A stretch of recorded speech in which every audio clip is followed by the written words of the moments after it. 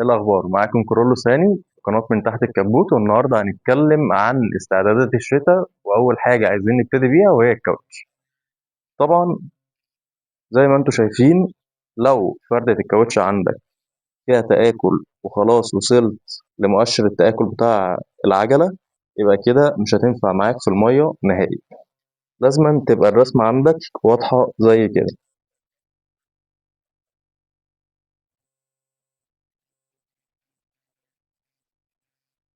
اهم حاجه في الكاوتش ان هو بيوزع الميه كويس، وان انت تبقى امان اكتر على الطريق. طبعا الكاوتش لو ممسوح فده هيخلي، ثواني. طبعا الكاوتش لو عندك ممسوح فده مش هيخلي توزيع الميه تحت الكاوتش كويس، وهيخلي الاحتكاك ما بينك وما بين الارض اللي تحتيك ضعيف جدا، وهيبقى وحش معاك في الفرامل. ممكن العربيه تتزحلق او الفرامل ما تجيبكش، ومشاكل تانية كتير، او اندر ستير او اوفر ستير. فعشان كده دايما بنهتم بالكاوتش اول حاجه.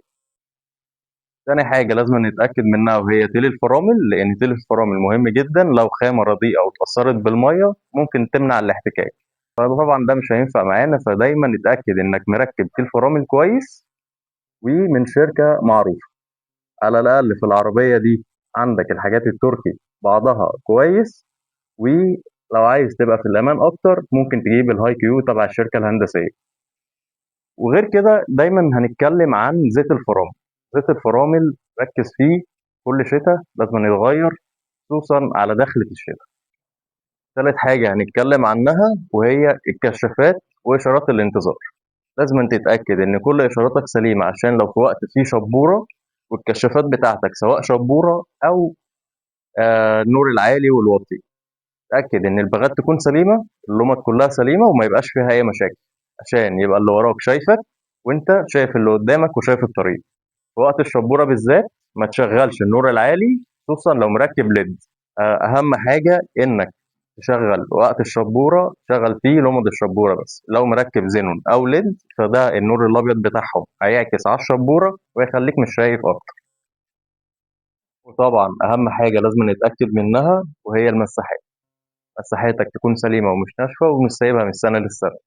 لو تعرف تجيب حاجة فيها أكتر من نقطة تلامس هيبقى كويس جدا. وبعديها هنتكلم عن رشاشات المية.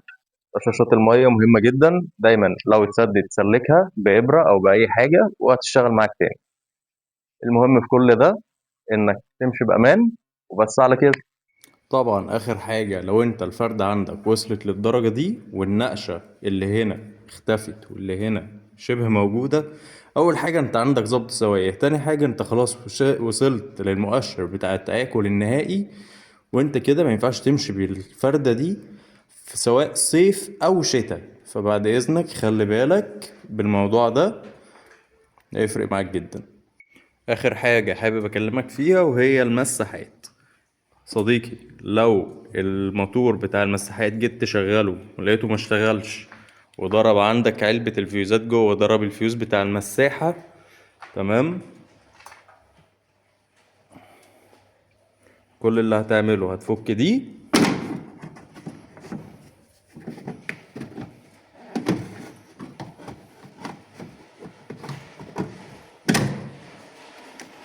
وادي الموتور اهو. عبارة عبارة عن 4 أسلاك.